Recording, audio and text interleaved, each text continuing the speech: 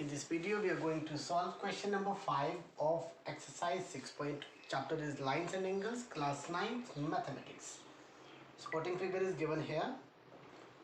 In figure, AB is parallel to CD. Now what is given? Given AB is parallel to CD. Angle APQ equal to 50 degree. Angle PRD equal to 127 degree. Find X. We need to find value of X. Okay, let's see how to solve. Firstly, we will write solution. Now, how to find solution to this problem?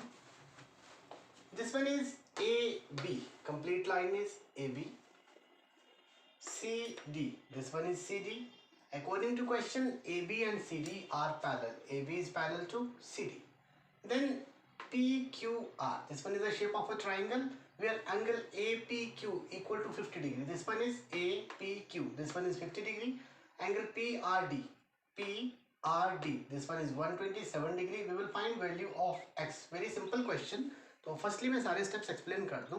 मैंने पिछले video में भी कहा था कि इन questions को firstly पूरे supporting figure को देख के आपको यहीं से क्वेश्चन का सॉल्यूशन निकाल लेना. आफ्टर दैट आप स्टेप्स यहाँ पे करेंगे. We can see here this one is a line, so this angle will be 180 degree. Now CD is the line. मैं लिखता हूँ यहाँ पे CD. This one is point R. CD. R is the point on CD. Now this angle is 180 degree. So if I divide this angle into two parts, sum of these two parts will be 180 degree. इसमें से एक part अगर 127 degree है, second part हम calculate कर सकते हैं. This part can be calculated because sum of these two parts is 180 degree linear pair की वजह से. ओके, इस एंगल का नाम मैं खुद मेंशन कर देता हूँ, एंगल 1. अब एक बात का ध्यान रखना है, जब यहाँ पे हम सॉल्यूशन में एंगल 1 मेंशन करेंगे तो यहाँ एंगल 1 जरूर मेंशन हुआ होना चाहिए. यहाँ मेंशन नहीं है. अगर आप स्टूडेंट्स याद कर लेते हैं कि यहाँ 1 1 लिखते जाएंगे तो पूरा क्वेश्चन क्रॉस हो जाएगा आपका. ओके, तब ये एंगल आपके पास आ जाएगा. Secondly, these two lines are parallel. If these two lines are parallel, ये Z शेप बन रही है यहाँ से APQR. यहाँ से ये Z शेप बन रही है. अगर Z शेप यहाँ से बन रही है, suppose this one is point A, this one is P, Q and R. ये Z बन रहा है. So these two angles are alternate interior angles and alternate interior angles are equal. This one is 50 degree. So angle X will be 50 degree. ये दोनों equal होंगे. Angle X 50 degree होगा. Angle 1 हम यहाँ से कैलकुलेट कर लेंगे. Angle X यहाँ से फाइंड हो जाएगा. So इस ट्राइंगल में we have three angles X, Y and 1. And out of three angles, when two angles are given, we can find third angle by using angle sum property. तो angle sum property से y हमारे पास आ जाएगा या फिर x. हमें यहाँ find कौन सा एंगल करना है, मैं एक बार फिर से क्वेश्चन देख लूँ. आई थिंक हमें y फाइंड करना है. हमें y फाइंड करना है यहाँ से, x नहीं. x तो बड़े इजीली यहाँ से कैलकुलेट हो जाएगा. We will find the value of y. Okay, ये स्टेप्स लेंगे. Firstly here sum of these two angles. This one angle 1 plus this one R पे बन रहा है PRD. यहाँ पे भी नाम मेंशन है. Angle PRD equal to 180 degree. ये भी बताया मैंने, दोनों का सम 180 डिग्री होगा. Reason is linear pair. Okay, now angle 1 plus PRD is 127 degree, 180. Angle 1 will be 180 plus 127 है. अगर मैं यहाँ मेंशन करता हूँ, it will be minus 127. Now angle 1 equal to 53 degree. Angle 1 निकाल लिया हमने. Then since AB is parallel to CD, AB is parallel to CD.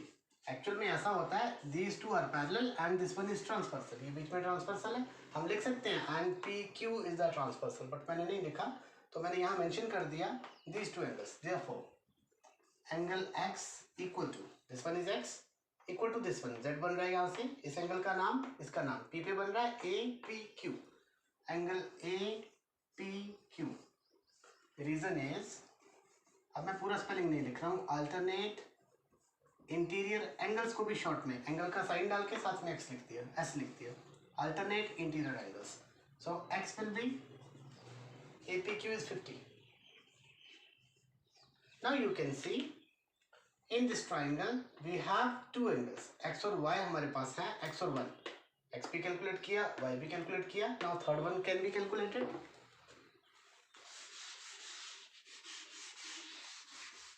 When two angles of a triangle are known, then third one can be calculated by using angle sum property. तो मैं लिखूंगा यहाँ पे using angle sum property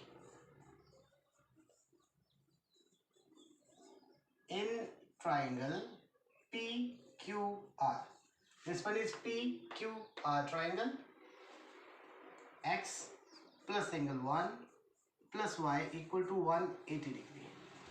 तीनों angles का sum 180 degree. X is 50 plus y 53 degree plus y equal to 180. Now 50 plus 53 will be 103 plus y 180. Y will be 180 minus 103. So y is equal to 77 degree. This one is angle y. Now question number 6 solve करेंगे.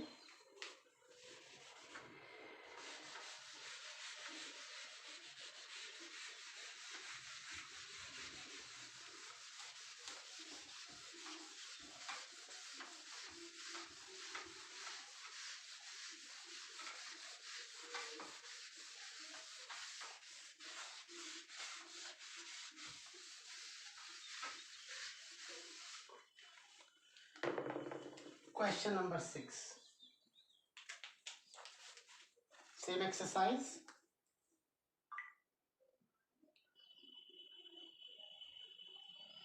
Here we have PQ and RS, two mirrors placed to each other.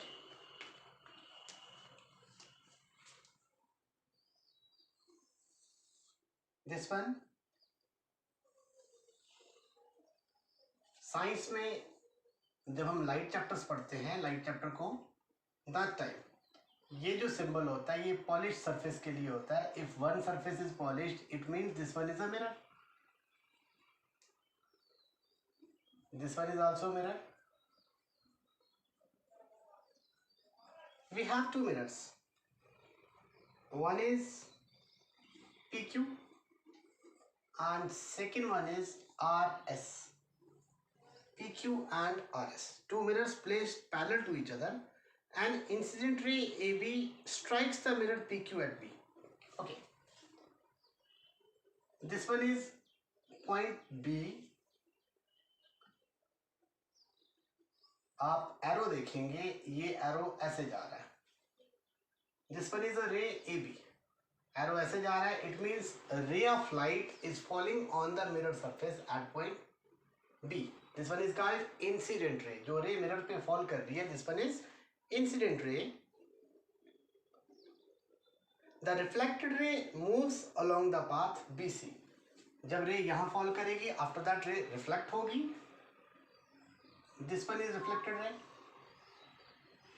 Question says the reflected ray move along the path BC. This one is B, this one is C, and arrow says like this. ये रे यहाँ से reflect हुई और C point पे जाके fall की at the mirror surface RS. अब यहाँ से जब रे यहाँ फॉल करेगी इस मिरर पे, ये मिरर फिर से इस रे को रिफ्लेक्ट करेगा. and strikes the mirror RS at C and again reflects back along CD. अब ये रे फिर से यहाँ से रिफ्लेक्ट होगी और this one is again reflected ray along CD. ये रे ये जा रही है. Prove that. हमें क्या प्रूव करना है?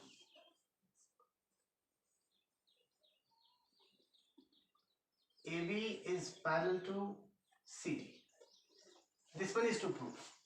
AB is parallel to CD. आपको प्रूव करना है कि AB और CD दोनों पैरेलल हैं. फर्स्टली ये बात याद रखनी है. We have PQ parallel to RS. ये याद रखेंगे. PQ is parallel to RS. Now we need to prove AB is parallel to CD. इसके लिए हम ऐसा करेंगे, एक कंस्ट्रक्शन लेंगे, हम खुद से ड्रॉ करेंगे कुछ. This one is mirror surface. At the point of incidence मैं नॉर्मल ड्रॉ कर रहा हूँ. Normal means perpendicular. ये ड्रॉ किया. Let it be B L. एक नॉर्मल यहाँ ड्रॉ किया. This one is C M. Normal means perpendicular. ये जो बी एल है इस मिरर सरफेस पे परपेंडिकुलर होगा. ये जो सी एम है वो इस मिरर सरफेस पे परपेंडिकुलर होगा. Normal draw.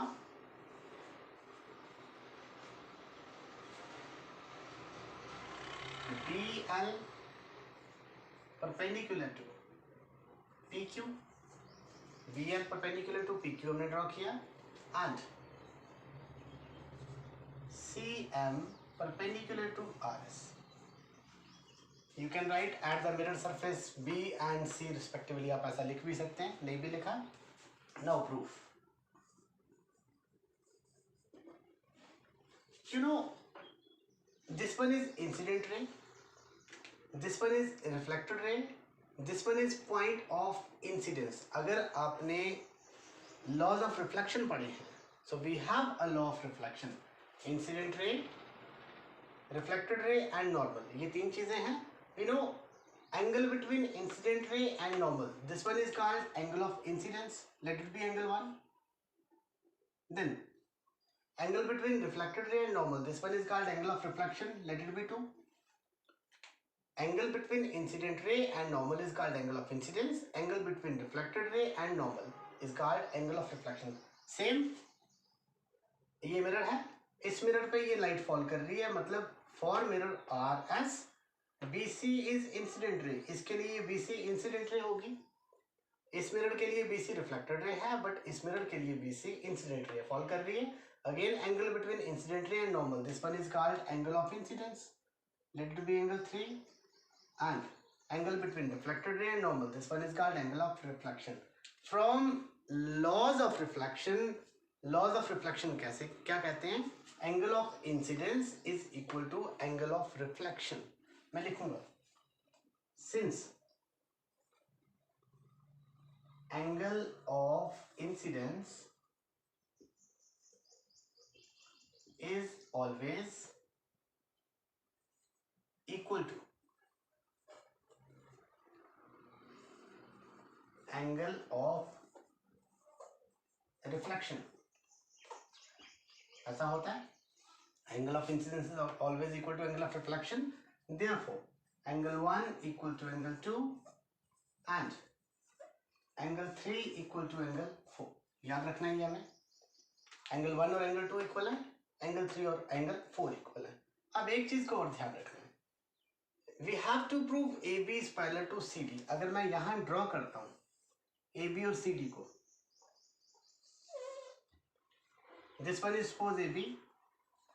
This one is CD. AB और CD ये दोनों इसको ज्वाइन भी करता हूँ BC को. फिर से Z बन रहा है. जब Z बन रहा है these two angles are alternate interior angles and we know when lines are parallel then alternate interior angles are equal. But यहाँ तो lines parallel नहीं है अभी तक. So यहाँ अगर हम alternate interior angles को equal prove कर देते हैं then we can say lines are parallel. So we have to prove that these two angles are equal. हमें यही prove करना है. ये angle और ये angle equal है. मतलब angle ABC. ABC कौन सा है? ABC. ये complete angle. ये complete angle means ये 1 + 2, अगर मैं ये प्रूव कर लूँ कि 1 + 2 ये पूरा एंगल और 3 + 4 ये पूरा एंगल, ये दोनों एंगल्स को अगर मैं इक्वल प्रूव कर लेता हूँ, मतलब अल्टरनेट इंटीरियर एंगल्स इक्वल हो जाएंगे, then we can say AB is parallel to CD। तो हमें यही स्टेप लेके चलना है। फिलहाल हमारे पास 1 और 2 इक्वल है, 3 और 4 इक्वल है, बट हमें प्रूव क्या करना है, this complete angle is equal to this one. Okay, आप एक चीज और देखेंगे यहाँ पे, PQ and RS, these two are parallel according to question। जब ये दोनों पैरेलल हैं, BL is perpendicular, यहाँ पे आप देख रहे हैं CM is perpendicular। Now perpendiculars to the parallel lines, ये perpendicular इन दोनों लाइंस के ऊपर है और ये दोनों लाइंस पैरेलल हैं, ये याद रखना है। perpendiculars to the parallel lines are parallel to each other, ये दोनों perpendiculars है ना, और perpendiculars किसके ऊपर ड्रॉ किए हुए हैं, पैरेलल लाइंस के ऊपर। इसका मतलब ये perpendiculars भी आपस में पैरेलल होंगे, याद रखना है आपको। perpendiculars drawn to the parallel lines are parallel to each other, ये BL और CM दोनों पैरेलल लाइंस के ऊपर perpendicular हैं, इन दोनों लाइंस के ऊपर। सो ये दोनों आपस में पैरेलल होंगे। मैं लिखूंगा since perpendiculars drawn to the parallel lines are parallel to each other, therefore ये दोनों perpendiculars पैरेलल हो जाएंगे। BL is parallel to CM, BL is parallel to CM, BL और CM पैरेलल। नाउ सपोज ये है BL और CM, this one is BL, this one is CM and these two are parallel। अगर ये दोनों parallel हैं तो ये दो angles, these are alternate interior angles। If two lines are parallel then alternate interior angles are equal। आप यहाँ देखेंगे BL CM, these two are parallel, तो अल्टरनेट इंटीरियर एंगल्स मतलब Z में कौन से एंगल्स हैं, 3, 2 और 3 देख सकते हैं आप। Z के अंदर है 2 और 3, 2 और 3 अल्टरनेट इंटीरियर एंगल्स हैं। If BL and CM are parallel then 2 = 3, angle 2 और एंगल 3 इक्वल हो जाएंगे। This one is angle 2, this one is angle 3। लिखूंगा एंगल 2 = एंगल 3। रीजन क्या है, these two are alternate interior angles.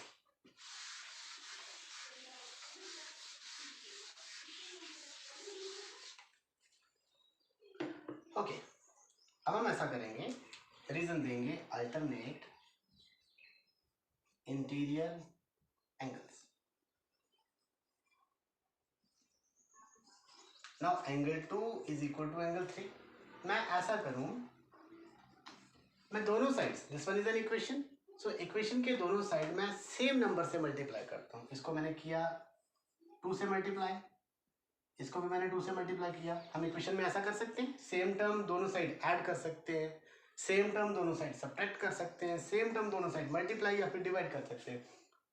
मैंने दोनों साइड मल्टीप्लाई कर दिया 2 से। We can write multiplying both sides by 2। Now you can see 2 times angle 2। अब ये कॉन्सेप्ट ध्यान से समझना आपने, यहाँ एंगल 1 और एंगल 2 दोनों इक्वल हैं, ये दोनों एंगल्स इक्वल हैं। इसका मतलब ये जो पूरा एंगल है उस एंगल का ये भी हाफ है, ये भी हाफ है। इस कॉन्सेप्ट को मैं बड़े सिंपली समझा दूं। सपोज ये आपके पास 100 रुपीज है, सपोज ये आपके पास कितने हैं, 100 रुपीज। अब अगर मैं ये कह देता हूं कि कंप्लीट 100 रुपीज है, ये दोनों हाफ्स इक्वल हैं, इसका मतलब ये 50 रुपीज है, ये भी 50 रुपीज है। कंप्लीट कितने हैं, 100 रुपीज। बड़े ध्यान से समझना इस कॉन्सेप्ट को।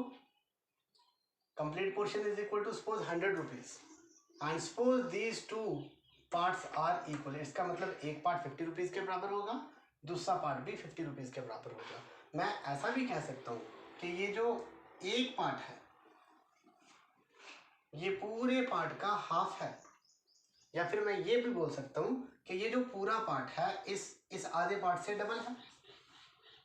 50 को डबल करूंगा ये बन जाएगा, या फिर इस 50 को डबल करूंगा ये बन जाएगा। अब सेम केस है, ये दोनों पार्ट्स इक्वल हैं, जैसे यहाँ दोनों पार्ट्स इक्वल हैं। जब ये दोनों पार्ट्स इक्वल हैं, अगर मैं इसको डबल कर देता हूँ तो ये पूरा एंगल बन जाना चाहिए। जैसे मैंने ये कहा कि इस आधे पार्ट को डबल करूँ तो ये पूरा पार्ट बन जाएगा, दैट इज 100। लाइकवाइज इसको डबल करता हूँ तो ये पूरा एंगल बन जाएगा, या फिर इसको डबल करता हूँ तो ये पूरा एंगल बन जाएगा। Why? Because angle 1 is equal to angle 2। तो एंगल 2 को अगर मैं डबल करता हूँ, एंगल 2 को मैं डबल कर रहा हूँ तो क्या बन रहा है? पूरा एंगल। इस पूरे एंगल का नाम क्या है? A B C. Angle A B C equal to, likewise जब 3 और 4 दोनों इक्वल हैं, हमने अभी प्रूफ किया angle 3 is equal to angle 4। जब 3 और 4 दोनों इक्वल हैं तो यहाँ से भी हमारे पास क्या होगा? मैं 3 को डबल करता हूँ तो ये पूरा एंगल बनेगा, या फिर 4 को डबल करता हूँ तब भी पूरा एंगल बनेगा। तो 3 को डबल कर रहे हैं हम 2 से मल्टीप्लाई करके, तो ये पूरा एंगल मतलब ये, इस पूरे एंगल का नाम क्या है? सी पे बन रहा है, बी सी डी।